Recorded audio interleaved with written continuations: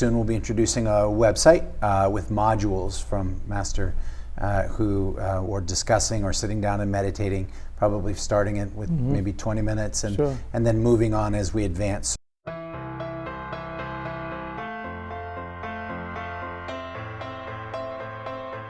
Hi, and welcome to another edition of Enlightened Espresso. As usual, I'm here with Master Tran.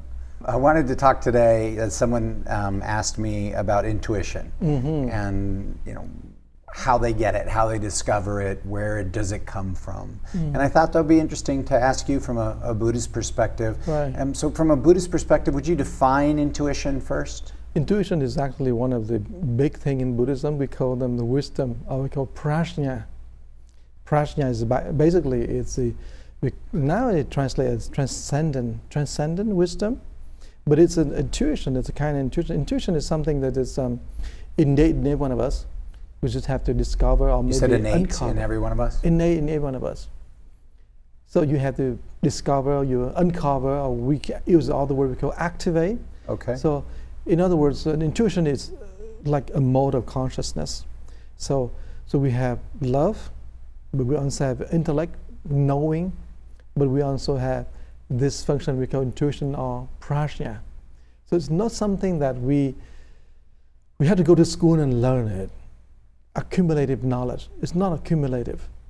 It is innate, and it's, for example, the difference between we go to school and we learn some knowledge, and intuition will get you to see right away and get right there. You don't go through the logical steps. So it's absent that sort of Western logic, A equals B equals C, or A plus B equals C. Yeah. It's more, you get to the end result through your intuition? Right. No linear process. It's just simply, boom, right there. And intuition is many kinds in Buddhism. There's the intuition that you see the complete picture. We call the wisdom of totality. You see everything all at once. And the wisdom that you can go deep into one topic, very deep. Keep going deep down, and the more you go deep down, the more you see things.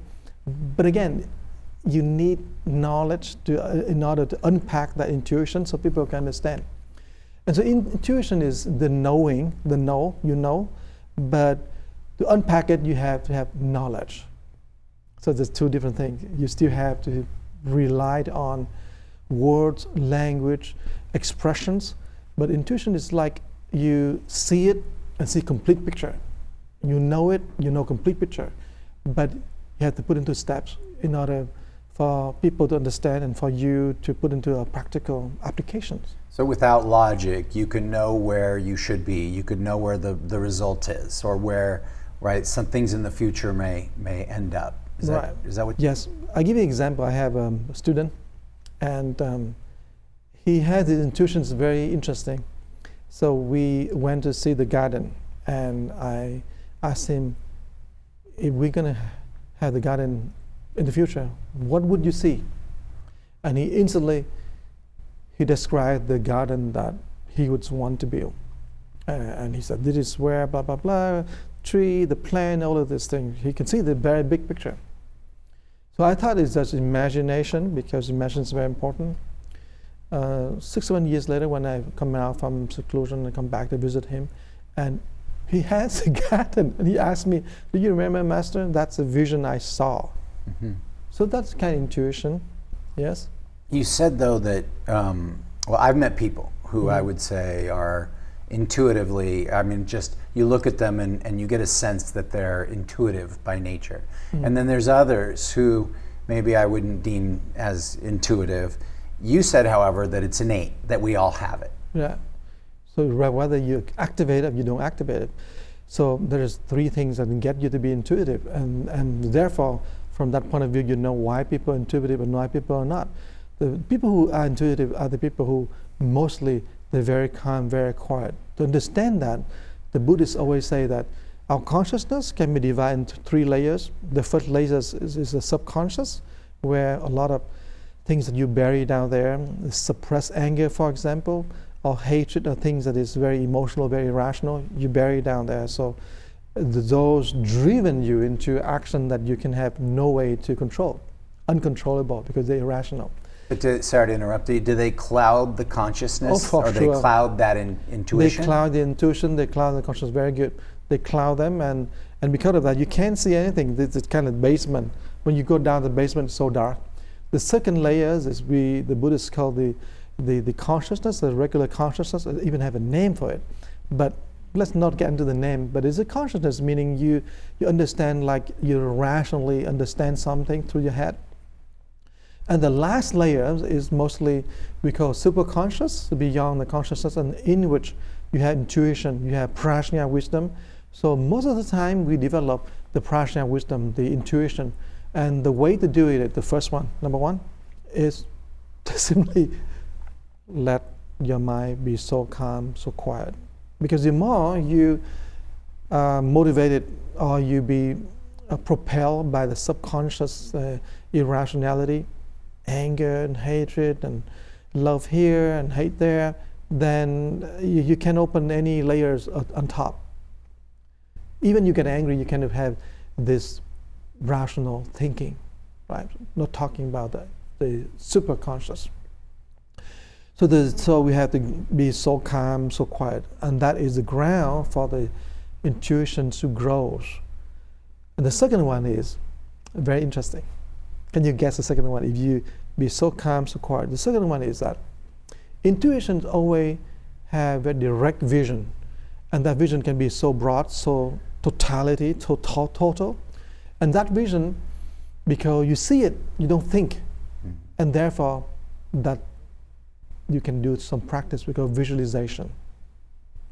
So in the Buddhist practice, it's very interesting that we learn how to visualize in our head the seed of the lotus, and we grow that seed and let the seed growing in and going out of the mud into the water During meditation, and going beyond our head and blooming into a full lotus.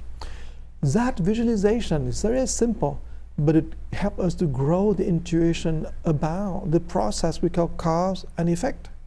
Make sense? It does, and I feel like we could do an episode on each of the three steps you talked about. Sure. And when you talk about the subconscious, because it's so interesting, you say you have repressed memories, repressed fears, repressed anxiety, repressed things that may have happened in your past. Correct? Yeah. And so how do you get to steps 2 and 3 without first dealing with step 1, right? Because if your mind's spinning because of that repression, how do you ever uncover that wisdom, that intuition? Yeah, that's why we get it. The first step is to be so quiet and so calm.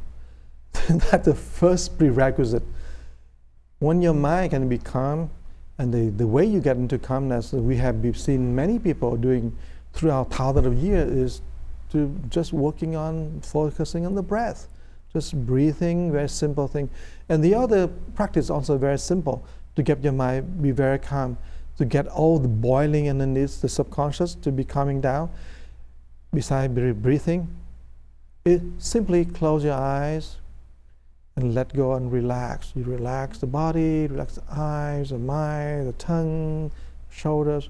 And relaxation can help you be quiet and be calm. That's the very first thing you do.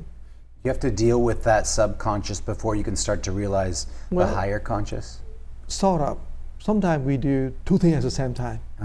Step 1, step 2, do it at the same time. Because if you wait for the subconscious, or we call the basement, to completely be cleared up, then maybe it takes too long time. So we have to do everything all at the same time.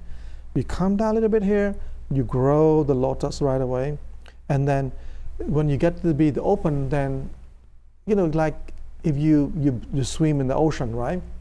When you stick your head up and you breathe, you realize that at that moment you need to let go of your hands and body and relax so your body can float. Same principle. The moment that you start to develop that intuition, you need to let go.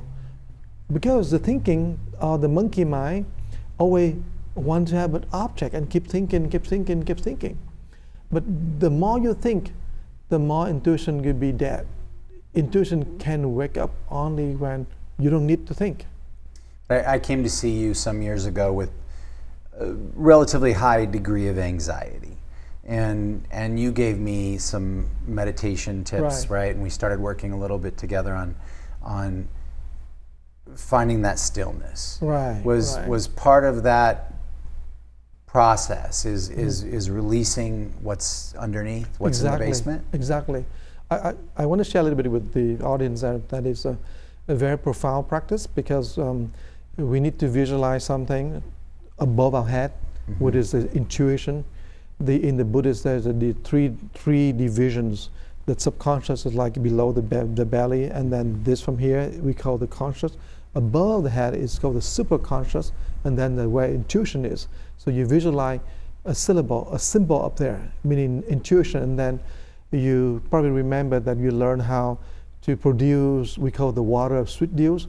And even the water is antidote for anger, for anxiety, for all kind of heated pressures, and that cooling down by having the water go through the body and going down and go to the ground and connect with the ocean. But that very simple practice is so profound. Not only have you cool, but have you be calm, but have you to be also be grounded. But at the same time, it clean up and is so cooling all this very heated. And anxiety is part of that heat. So now we're going more into my experience with you. You also used to make me bow 100, 200, sometimes 300 times before you would meditate with me. Yeah. Give me, and a lot of times you're just not telling me what you really want from me, which I maybe later discover. Was there a reason why you had me do that before moving into meditation? Bowing is a very good exercise to relax all the muscles, and you feel that the thing that you put up here, the head, always very hot. And now modern day people, we are so heated up here. Now you bow down, you cool down, and also when you bow, you come back to the image of the baby in the womb, the fetus. So you bow down, you want to go back to the very beginning. That's what bowing symbolically is, a gesture of coming back to where everything begins, the fetus. A return to the source. Renewal, return to the source, exactly. Okay, well, and I know in episodes future we'll do some type of meditation. Is that a really good place to start? Oh yes, for sure. That's a very good place to start. In other words, they have steps, and we would take the audience, every one of you, to step by step by step, how do we get to develop your intuitions? Yeah. Okay, that's probably a good place to finish off today. Join sure. us for another episode of Enlightened Espresso. We'll see you soon. Thank you, Master.